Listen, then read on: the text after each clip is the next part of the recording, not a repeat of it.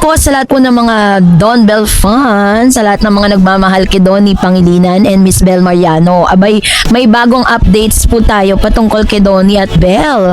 Kung saan naman na naman po ng balita ang Don Bell, no? At ang title po nito is Bel Mariano. Paano nga ba kinilig at na-fall kay Donnie Pangilinan? Yan po yung pag-uusapan natin maya-maya lang. So, sa isang online news kung saan naglabas po ng isang balita, no? Ito pong Abante Tonight. Una sa Balita Entertainment Plus Feb 24, 2026 na may title na Bel Mariano kinilig ng ma-fall kay Donnie Pangilinan. Yan ang pag-uusapan natin. Sabi po dito, aminado si Bel na na-fall siya kay Donnie Pangilinan. Alam nyo po, feeling ko to be an effective actor, you really fall in love whoever you work with. Uy, makahulugan ang mga pahayag ni Miss Bel, ha? Pero dito, kapag si Donnie po yung pinag-uusapan, parang iba yung feeling, 'di ba? Sabi niya pa, you really fall in love with the person you supposed to fall in love with the story.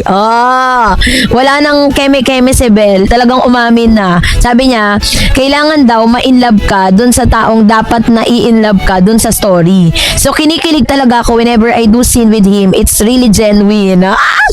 Kita nyo yon? Sabi ni Miss Bel, talagang yung kanyang nararamdamang kilig with Mr. Donnie Pangilinan, lahat po yun, hindi niya fake, hindi niya po yun inaarte. Kumbaga, normal na kinikilig talaga siya kay Mr. Donnie Pangilinan. Sabi niya, kahit hindi na uwi sa real life ang kilig na naramdaman niya para kay Donnie, ito pa rin ang special person at blessing sa kanyang buhay. Biruin niyo, una, sinabi niya na fall in love siya. Pangalawa, kinilig. At ngayon, kinonsider niya naman si Mr. Donnie Pangilinan bilang special person at blessing sa kanyang buhay. Sabi niya, bukas naman daw talaga ang pintuan ng kanyang puso pero sa ngayon nga ay wala pang nakakapasok rito. So, sinabi ni Miss Bel na parang okay yung relationship nila ni Mr. Donnie. Maayos sila, mahal nila ang isa't isa, pero sinabi ni Miss Bel dito na parang formally, wala pa talaga sila dun sa tinatawag na serious relationship. Maaring I think ito lang yung opinion ko. Ito, hindi pa po ito yung tamang panahon at tamang oras para aminin nila sa publiko. You know why?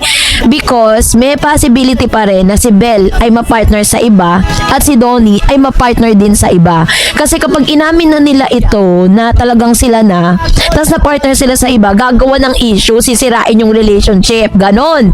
Kaya may mga chance na may mga artista na kahit sila na magkarelasyon na sila, mas pinipili pa rin talaga nila na isikreto, 'di ba?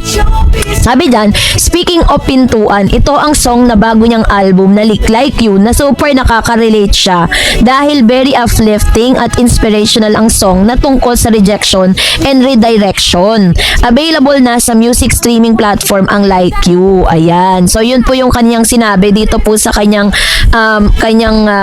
interview, ano. So, kung makikita natin dito kay Miss Bel at saka kay Donnie na parang, di ba, kung susuriin po ninyo yung kanyang mga sinabi dito, parang sinasabi niya na talagang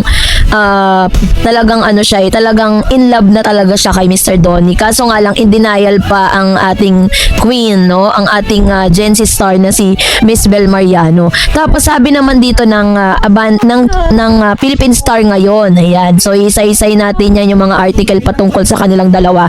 Alam niyo ba't sila naglalabas ito? Kasi pinapatunayan lang nila na relevant pa rin talaga si Donnie at si Bel sa showbiz para maglabas sila ng mga ganitong news. Sabi dyan, Bel laging kinikilig kay Donnie.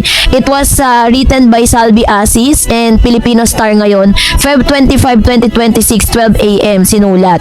Handa nang harapin ni Bel Mariano ang hamon ng pagganap sa kanyang kinukonsider niyang most emotional na pelikulang Tayo sa Wakas na pinagbibidahan niya kasama si Donnie Pangilinan. Matagal-tagal din nagkanya-kanya ang magka-love team pero ayon kay Bel, nandito pa rin kami like sa trailer, Don Bell has always been here. Though maraming umaasa na sa real life relationship mauuwi ang kanilang love team, ayon sa young actress, ang masasabi niya ay blessing sa kanya ang ka-love team. For me, Donnie is really a special person and I continue to say that he's such a blessing to me. Ayan, so yun pa rin, consistent naman sila sa mga sinasabi. Dagdag pa niya, he's really special, someone close to my heart. That's all I can say.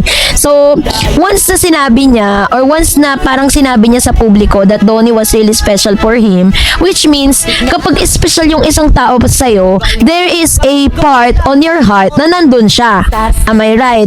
So, alam ko po naiintindihan niyo yung sinasabi ko. Hindi mo naman ipoprofess na special ang isang tao sa'yo na talagang kung hindi mo talaga siya gusto, kung hindi mo siya mahal, di ba? Ako, sabi sinasabi sa husband ko na you're always special and a blessing to me. So, which means that I really in love, no? Talagang in love ako at talagang gusto ko talaga yung sa husband ko. So, sabi niya, beside lagi naman daw siyang kinikilig sa tuwing magkakatrabaho niyang actor. Feeling ko to be an effective actor, you really have to fall in love. And sabi, naniniwala rin ang actress na ang pakikipagrelasyon ay nasa tamang oras. If it is God's time, it's God's time. Ayun, ito yung dagdag dun sa article na binasa natin a while ago, no? Sinabi niya dito na parang kung talagang ito na yung kalooban ng Diyos para sa kanilang dalawa, then it will happen, 'di ba? Kasi mahirap din kasi yung mga bagay na pinipilit natin, 'di ba? Tapos hindi pa pala hinog, tapos pinipilit natin. So mas maganda talaga na in God's time, in perfect time, mangyayari at magaganap ang lahat na yun. Pero sa tingin ko kasi talaga,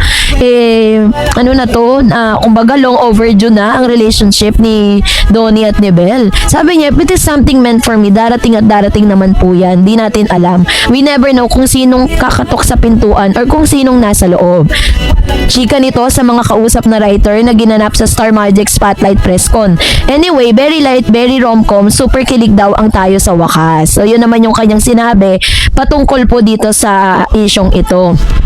Sabi niya na yung romantic comedy na gagawin nila ni Mr. Donnie Pangilinan ay super kilig. Alam niyo, parang nai-excite na talaga akong panoorin to. Ano kayang bagong Belle at bagong Donnie ang magpapakilig sa ating lahat, At ang ganda pa ng title, tayo sa wakas. Parang hindi tayo hahayaan ng direktor na umuwi ng masakit ang puso.